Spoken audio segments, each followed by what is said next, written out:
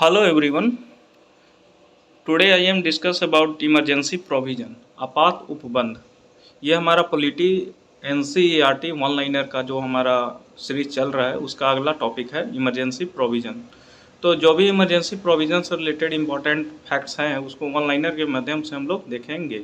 Okay, तो let's start.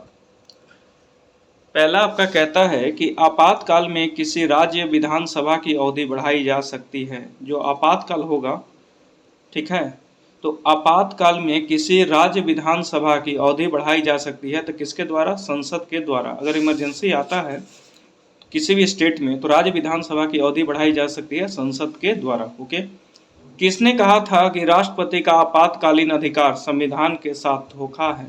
ठीक है, राष्ट्रपति का आपातकालीन अधिकार संविधान के साथ धोखा है। किसने कहा था? हृदयनाथ कुंजरू। हृदयनाथ कुंजरू। ओके, राज्य में राष्ट्रपति शासन प्रेसिडेंट रूल किसकी सलाह पर लागू किया जाता है? तो राज्यपाल। ठीक है, अगर प्रेसिडेंट रूल लगता है तो टोटल पावर राज्यपाल के हाथों में आ जाता है और प्रेसिडेंट के दिशा निर्देश राज्य में रूल लागू होता है।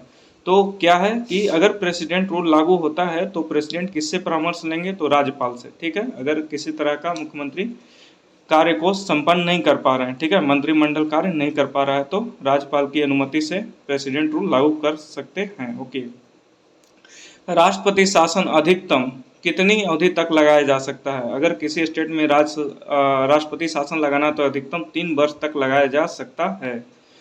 अब तक की गई आपात घोषणाएं, जो अब तक लग चुका है आपात घोषणाएं, उद्घोषणाएं, उसके बारे में हम लोग देखते हैं कि अभी तक अनुच्छेद 352 का प्रयोग 3 बार किया गया है। ये क्वेश्चन पूछ देता है कि 3 बार जो अनुच्छेद 352 को कितने बार प्रयोग किया गया है? तो 3 बार।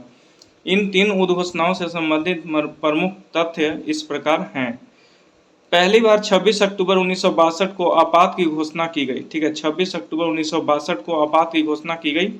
इसका कारण था कि सितंबर 1962 में चीन ने नेफा, नॉर्थ ईस्ट फ्रंटियर एजेंसी क्षेत्र पर आक्रमण कर दिया था।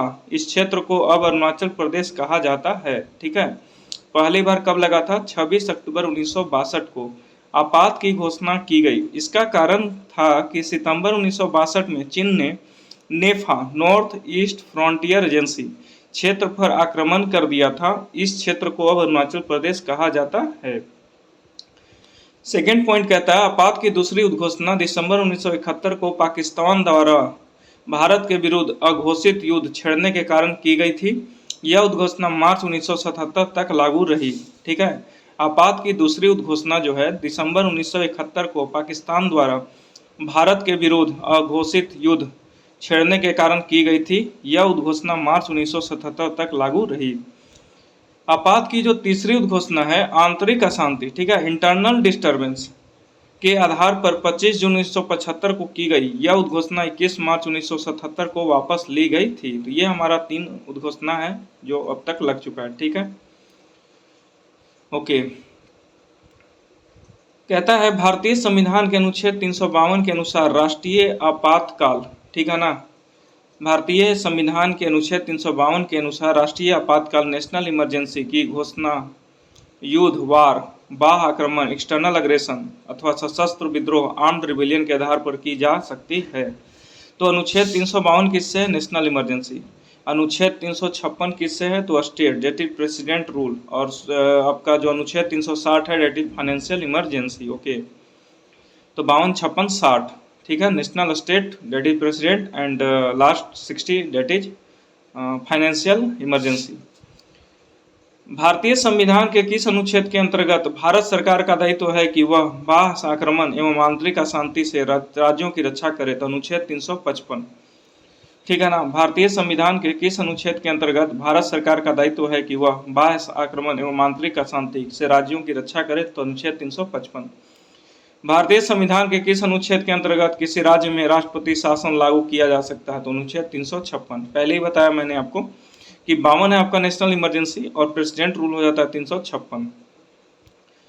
भारत में वित्तीय आपातकाल फाइनेंशियल इमरजेंसी की घोषणा अभी तक एक बार भी नहीं की गई है। ये बहुत अच्छी बात है कि जो फाइनेंशियल इमरजेंसी है भारत में एक बार भी घोषणा नहीं की गई है। ठीक है, राष्ट्रपति मूल अधिकारों अनुच्छेद 20 और 21 के अतिरिक्त के कार्यान्वयन को किस अनुच्छेद के अंतर्गत स्थगित कर सकता है? तो अनुच्छेद 359।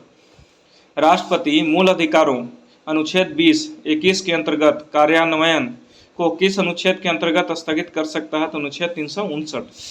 संसद द्वारा आपातकाल की घोषणा का अनुमोदन कितनी अवधि के अंतराल में होना चाहिए? तो 1 माह। क्या है आपका? 1 माह। संसद द्वारा आपातकाल की घोषणा का अनुमोदन कितनी अवधि के अंतराल में होना आवश्यक है? तो 1 माह।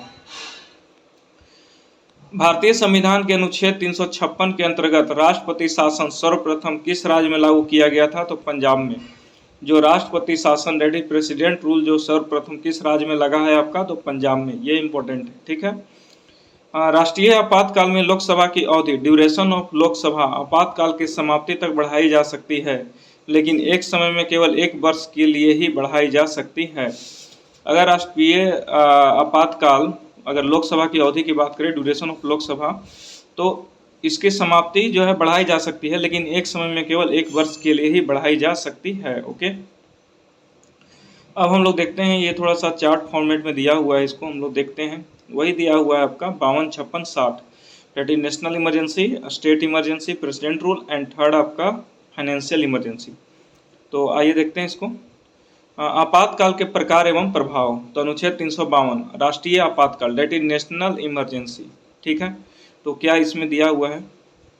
राष्ट्रीय आपातकाल के दौरान संघ और राज्यों के मध्य शक्ति का विभाजन समाप्त हो जाता है, ठीक है। अगर राष्ट्रीय आपातकाल लग गया तो जो आपका यूनियन और स्टेट के बीच जो शक्ति का विभाजन है वो इंड हो जाएगा, समाप्त हो जाता है, और संघ राज्य सूची के विषय पर भी विधि का निर्माण कर सकती है। जो दोनों का कंकरेंट लिस्ट है उस पर काम होना चालू हो जाता है, ठीक है।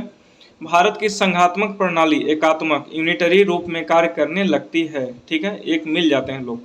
अब तक राष्ट्रीय आपातकाल का प्रयोग 3 बार किया गया है, ये आपको पहले भी हमने बता दिया कि राष्ट्रीय आपातकाल 3 बार लगा है। और पहला जो आपका प्रेसिडेंट रूल दैट इज राज्य आपात लगा था वो पंजाब में लगा था, और आपका जो नेशनल इमरजेंसी अभी तक इंडिया में नहीं लगा, ठीक है। तो आपने देखा होगा राष्ट्रीय आपातकाल के बारे में क्या कहा इन्होंने कि राष्ट्रीय आपातकाल के दौरान संघ और राज्यों के मध्य शक्ति का विभाजन समाप्त हो जाता है और संघ राज्य सूची के विषय पर भी विधि का निर्माण कर सकती है। भारत की संघात्मक प्रणाली एकात्मक यूनिटरी का रूप में कार्य करने लगती है। अब तक राष्ट्रीय आपातकाल नेशनल इमरजेंसी का प्रयोग 3 बार किया गया है। सेकंड है आपका अनुच्छेद 356 राज्य आपात, राष्ट्रपति शासन में राज्य विधानसभाएं भंग कर दी जाती है और शक्तियों का भी विभाजन समाप्त हो जाता है, ठीक है ना। राष्ट्रपति शासन में राज्य विधानसभाएं भंग कर दी जाती है और शक्तियों का भी विभाजन समाप्त हो जाता है। भारत की शासन प्रणाली एकात्मक स्वरूप ग्रहण कर लेती है। जो भारत की शासन प्रणाली है एकात्मक स्वरूप ग्रहण कर लेती है। अब तक राष्ट्रपति शासन का प्रयोग 120 से अधिक बार किया जा चुका है, ठीक है। अब तक जो राष्ट्रपति शासन जो लग चुका है 120 से अधिक बार लग चुका है, अलग अलग स्टेट में अलग अलग टाइम में।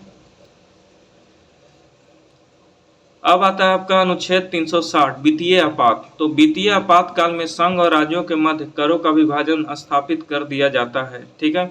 संघ एवं राज्य के अधीन कार्यरत सभी व्यक्तियों के वेतन एवं भत्तों में कटौती की जा सकती है। इसके अंतर्गत उच्चतम तथा उच्च न्यायालय के न्यायाधीश भी शामिल हैं। अगर राष्ट्रीय आपातकाल लगता है तो जो भी आपका सेंट्रल या स्टेट जॉब में है एम्प्लॉय, उनका जो है सैलरी जो है आपका जो भी अलाउंस है उसमें कटौती की जा सकती है। पहले देश है तब हम हैं, ठीक है। तो वित्तीय आपात का प्रयोग अब तक 1 बार भी नहीं किया गया है, ठीक है। ये आपका दिया हुआ है कि मूल संविधान में आपात की उद्घोषणा में सशस्त्र विद्रोह के स्थान पर आंतरिक अशांति का उल्लेख है, ठीक है ना। मूल संविधान में आपात की उद्घोषणा में सशस्त्र विद्रोह के स्थान पर आंतरिक अशांति का उल्लेख था, ठीक है।